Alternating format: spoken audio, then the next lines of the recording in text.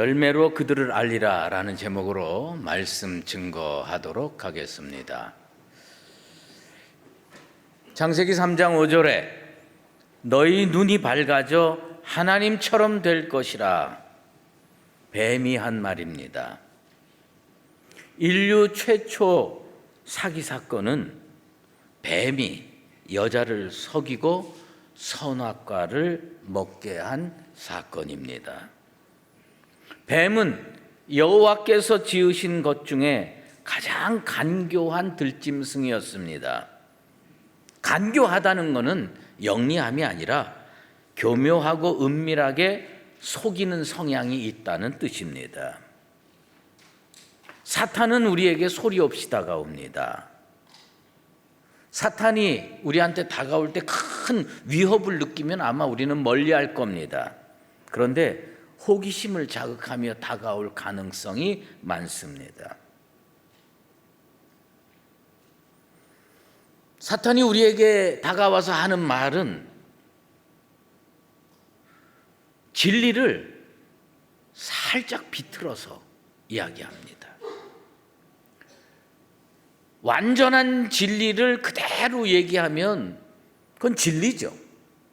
그런데 완전한 진리를 한 95%, 96% 얘기했다가 마지막에 살짝 바꾸면 그건 다 거짓말입니다.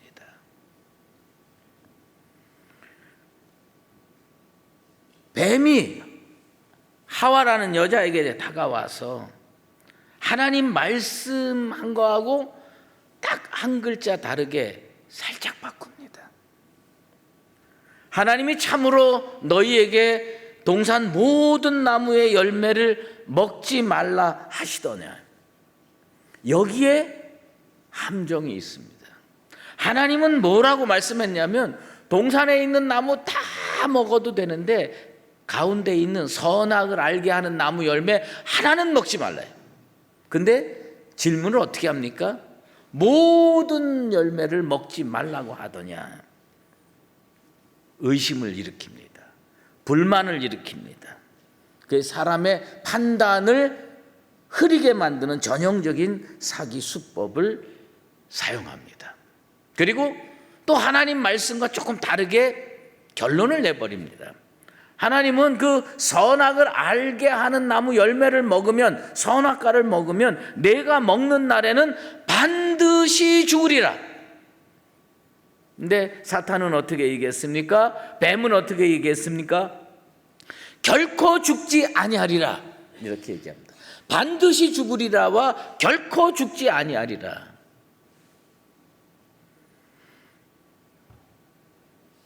그리고 가장 큰 거짓말이 뭡니까? 우리 여기 다 속아요. 너희 눈이 밝아져서 하나님처럼 될 것이다.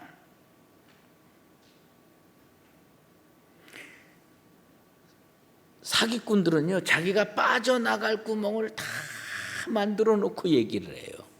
그래서 순진한 사람들은 자기가 듣고 싶은 대로 듣고 홀딱 넘어가 가지고 다 패가망신합니다. 뭐라고 얘기합니까? 너희 눈이 밝아져 하나님처럼 될 것이다. 사탄은, 뱀은 분명히 하와에게 하나님처럼 될 것이다 라고 얘기했지 하나님이 될 것이다 라고 얘기하지 않았습니다. 근데 아마 이렇게 들었을 거예요. 야, 그거 먹으면 너 하나님 될 거야. 그거 한번 해볼 만하지 않아요? 하나님이 된다는데. 근데 사탄은 뭐라고 얘기했어요? 하나님처럼 될 것이라고 얘기했어요. 하나님처럼 어떻게 될 것 같아요? 하나님하고 99.99% 가까워지는 것도 하나님처럼 되는 거고요. 하나님하고는 0.001% 닮아도 하나님처럼 되는 거예요.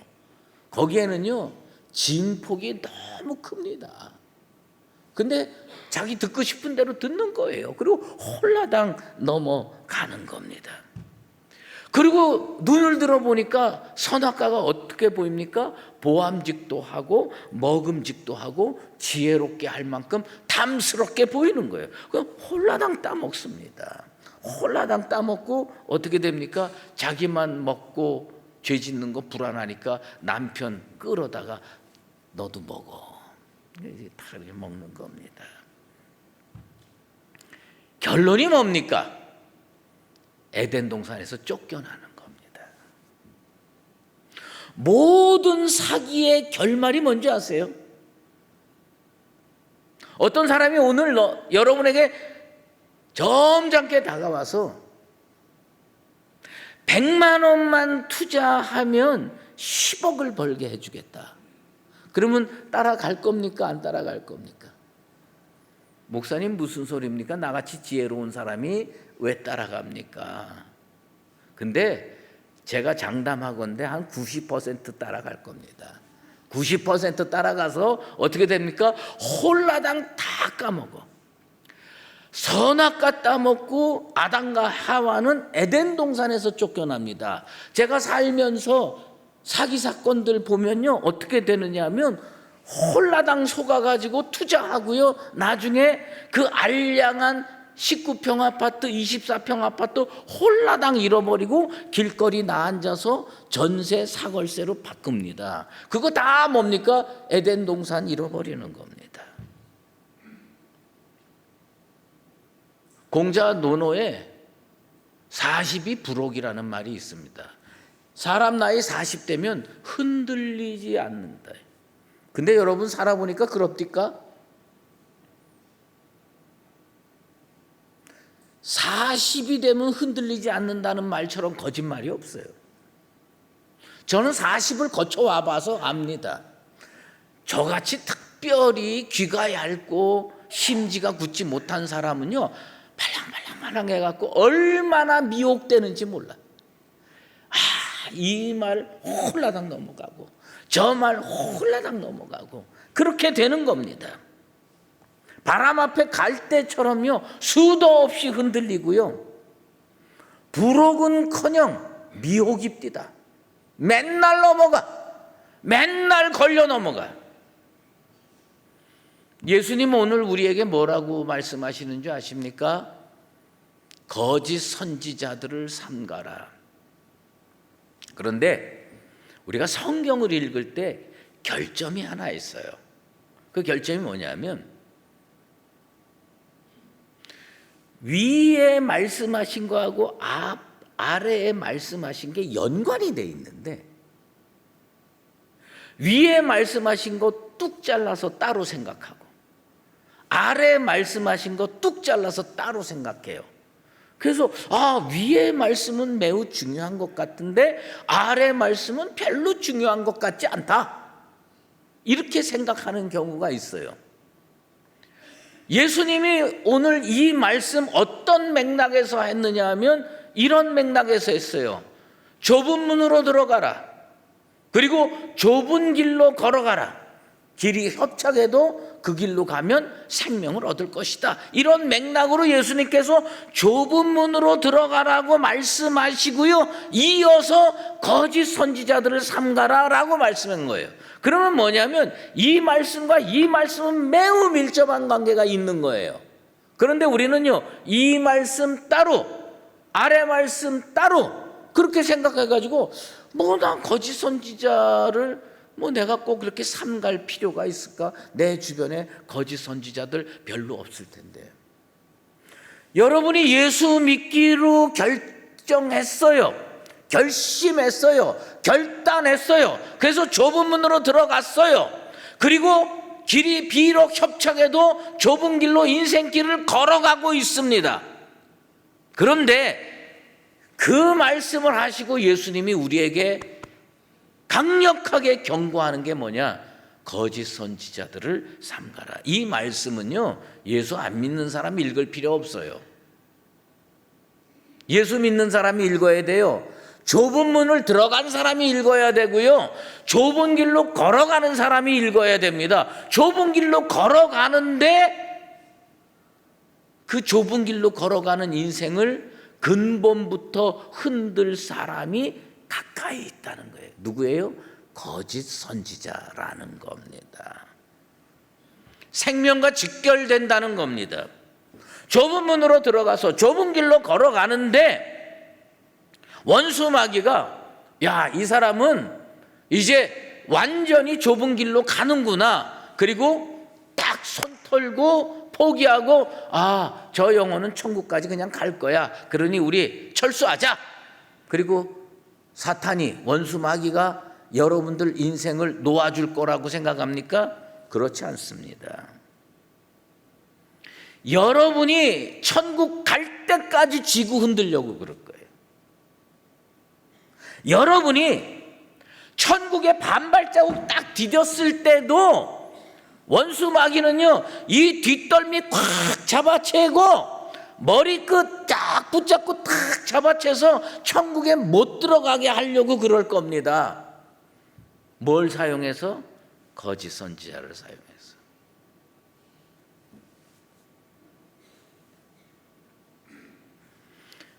아담과 하와는 에덴 동산에서 쫓겨났어요.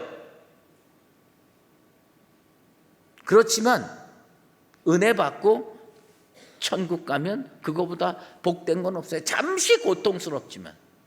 그런데 예수 잘 믿기로 작정하고 천국을 향하여 한 걸음 한 걸음 내딛는 성도가 원수 마귀가 와서 유혹합니다. 거짓 선지자가 다가와서 유혹합니다.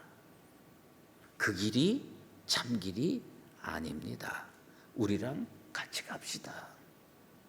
그래서 좁은 길로 가다가 저기도 편한 길이 있네, 저기도 넓은 길이 있네, 방향을 바꿀 가능성이 많다는 겁니다. 그래서 예수님은 좁은 문으로 들어가라 말씀하시고 바로 이어서 거짓 선지자를 삼가라. 거짓 선지자를 삼가해야 할 존재가 누구냐? 교회 밖에 있는 사람이냐? 교회 안에 있는 사람이냐? 교회 안에 있는 사람이 거짓 선지자를 삼가해야 됩니다.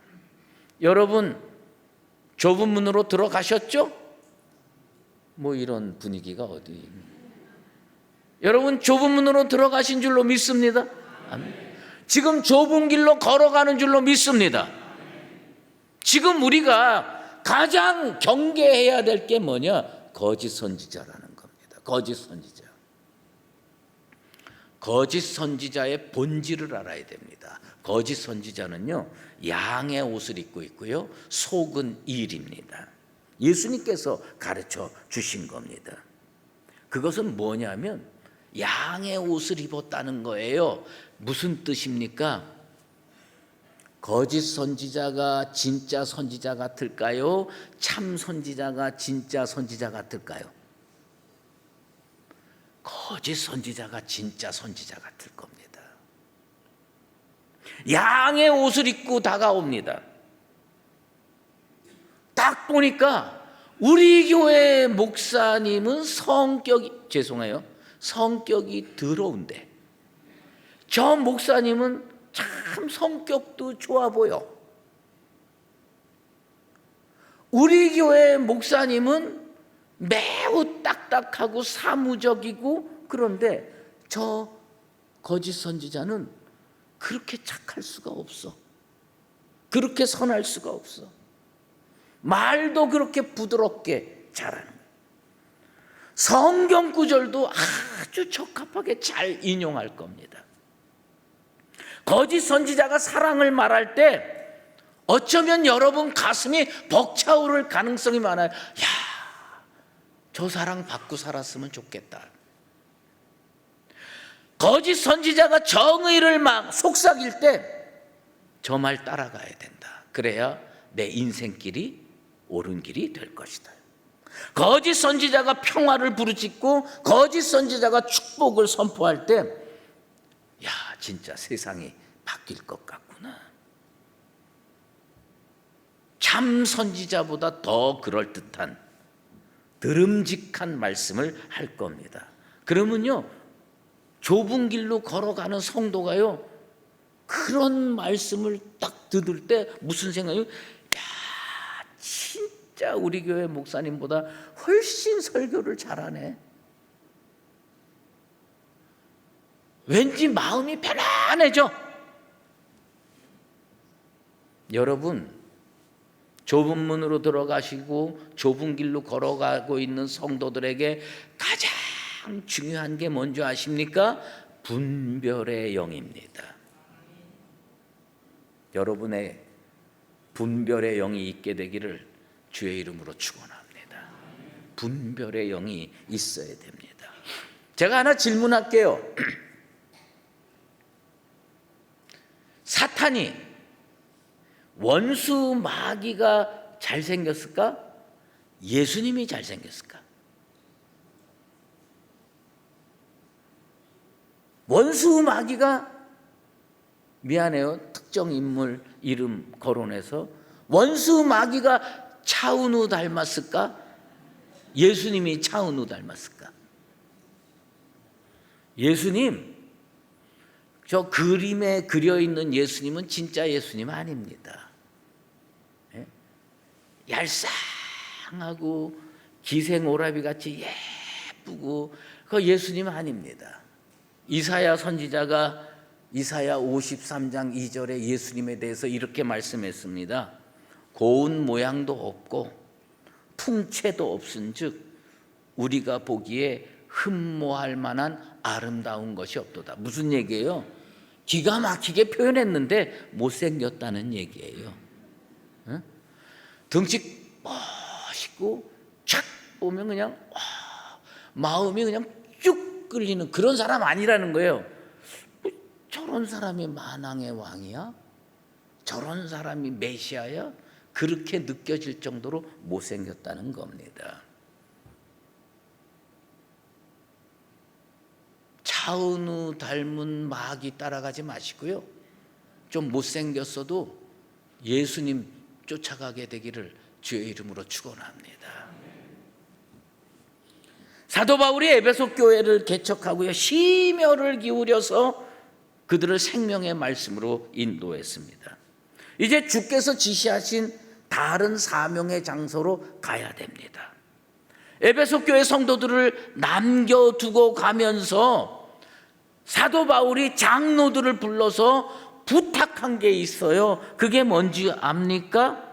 내가 떠난 후에 사나운 이리가 들어와서 양떼를 아끼지 아니하고 문제를 일으킬 거다. 그러니 정신 차려서 예수 믿어라. 그 얘기입니다. 이리가 양의 우리에 들어오면 어떻게 될까요? 이리는요, 한 가지 생각밖에 안 합니다. 어떻게 하면 양을 잡아먹을까? 목자가 들어오면 무슨 생각합니까? 한 가지 생각밖에 안 합니다. 어떻게 하면 교회를 이롭게 할까? 어떻게 하면 양을 잘 인도할까? 거짓 선지자 겉모습은 양의 옷을 입고 있지만 그 속은 일입니다. 무슨 생각만 하냐면 어떻게 하면 저 양을 잡아먹을까? 예수님께서요, 분명한 분별의 기준을 말씀했어요. 그 분별의 기준이 뭐냐면 그들의 열매로 그들을 알리라. 그들의 열매로. 나무는요, 스스로 본성을 바꿀 수가 없어요. 가시나무는 포도 열매를 맺지 못하는 법입니다. 엉겅퀴에서 무화과를 딸 수가 없습니다. 잠시 비슷하게 생길 수 있지만 결과적으로 열매 딸 때쯤 되면 이게 어떻게 되느냐? 가시나무에게서 포도 못 답니다. 포도나무에서 가시나무 열매 못 답니다. 그게 그렇게 되게 돼 있는 겁니다. 입으로 천사의 말을 하고 능력을 행하고 수많은 사람에게 감동을 줄지라도 그 안에 성령의 열매가 맺히지 않는다면 그건 거짓 선지자입니다. 가르침이 선포하는 말씀 속에 예수를 높이지 아니하면 다 가짜입니다. 사람의 귀를 즐겁게 하고 세상의 복으로 미끼를 던지고 성도의 욕심을 자극하면 그거 다 가짜 선지자입니다. 못된 나무가 아름다운 열매를 맺을 수가 없습니다. 저는요, 나무 잘 모릅니다. 제가 잘 아는 후배 목사님이 있어요. 그분은 그 전라남도 신동가 거기 출신인데요. 지금은 동두천에서 목회하고 계십니다. 시골에서 자라가지고요, 얼마 전에 같이 그 경기도 어디를 같이 걷게 됐어요. 근데 진짜 부럽더라고요. 목사님, 저거는 무슨 나무고요? 저거는 무슨 꽃이고요? 저거는 어떤 열매를 맺습니다. 아주 그냥 쫙 하는데 모르는 게 없어. 근데 저는요, 지금 저를 데리고 나가서 들로 산으로 데리고 나가면 저는요, 복숭아나무, 밤나무, 감나무 구별 못합니다. 다 그놈이 그놈 같아. 그런데 제가 확실히 알 수 있는 시절이 올 겁니다. 가을이 되고 잎이 다 떨어지면 전 확실히 압니다. 저건 복숭아나무로구나. 저건 밤나무로구나. 저거는 감나무로구나. 열매를 보면 알 수가 있습니다. 지금은 막 잎이 무성하고 그래가지고 잘 모르겠어요. 그러나 그때가 되면 아는 거예요. 예수님께서 우리에게 해주신 말씀이 뭐냐면 열매를 보고 거짓 선지자를 알라는 겁니다. 거짓 선지자는요, 성령의 열매 못 맺습니다. 거짓 선지자는요, 결국 양을 잡아 먹습니다. 참 선지자는요, 교회를 안돈시킵니다. 참 선지자는요, 성도들을 잘 이끌고 갈 수가 있습니다.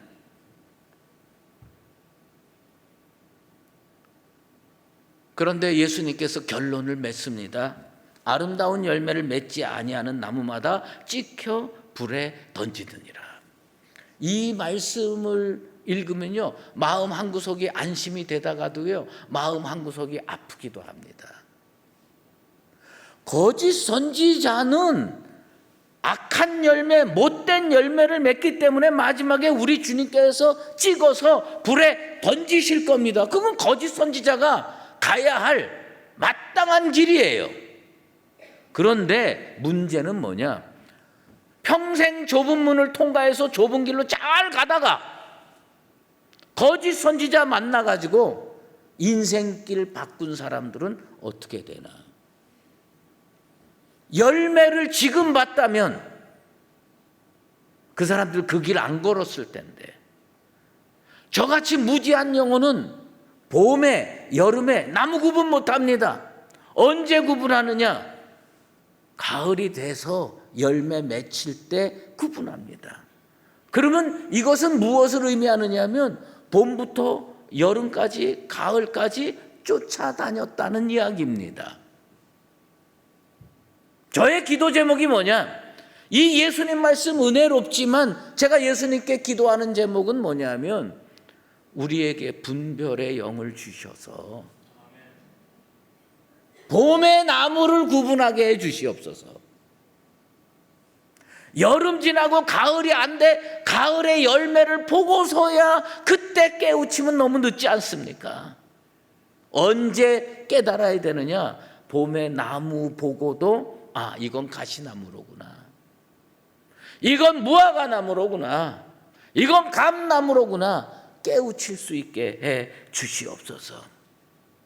다 쫓아가다가 제가 또 한 번 여러분에게 강조합니다.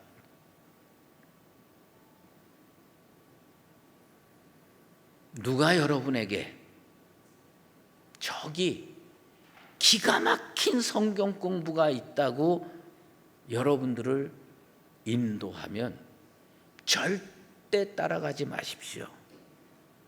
그 기가 막힌 성경 공부라고 하는데 따라가면 기가 막힌 꼴을 당할 겁니다. 영안이 밝든지 영안이 어둡든지 그 기가 막힌 성경 공부 아니고 아이고 좀 신통치 않네 라고 느껴도 우리 교회 성경 공부하세요. 설교 말씀 들으면 그냥 온몸에 전율이 오는 그런 설교 따라가지 말고 좀 심심해도 조 목사 설교 듣고 사세요.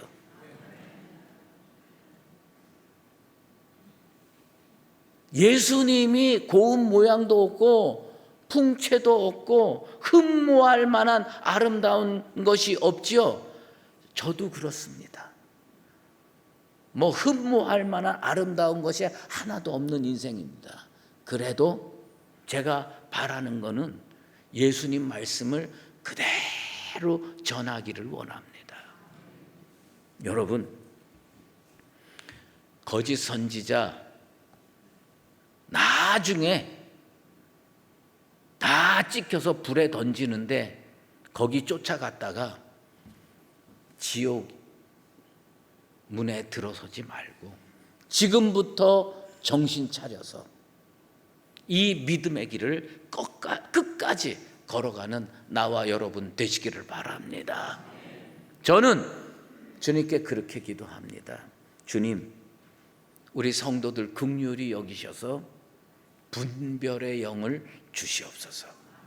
분별의 영을 가지고 지금 잘 구분 안 되는 이 시점에 가시나무와 포도나무를 구분할 줄을 알게 해 주시옵소서. 여러분 인생 끝에 천국에서 저와 다 만날 수 있게 되기를 예수 그리스도 이름으로 축원합니다. 기도하겠습니다. 어리석은 우리를 생명으로 인도하시는 하나님, 오늘도 거짓 선지자를 삼가라는 주님의 음성 듣게 하심을 감사드리옵나이다. 세상의 달콤한 말과 허황된 약속에 미혹되지 않게 하시고 오직 말씀과 성령으로 참과 거짓을 분별하게 도와주시옵소서. 우리가 좁은 문과 좁은 길을 끝까지 걸어 아름다운 열매를 맺게 하시며 주님 다시 오시는 날에 기쁨으로 주 앞에 서는 우리 수의제일교회 모든 성도 되게 하여 주시옵소서. 예수 그리스도의 이름으로 기도드리옵나이다. 아멘.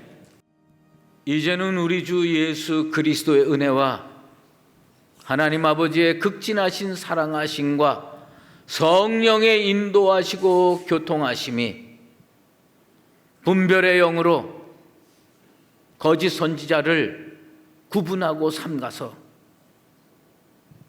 믿음의 길을 끝까지 달려가기로 다시 한번 작정하는 사랑하는 수의제일교회 모든 믿음의 권속들과 주님의 몸된 교회 위에 이제로 영원히 함께 계시옵기를 간절히 축원하옵나이다.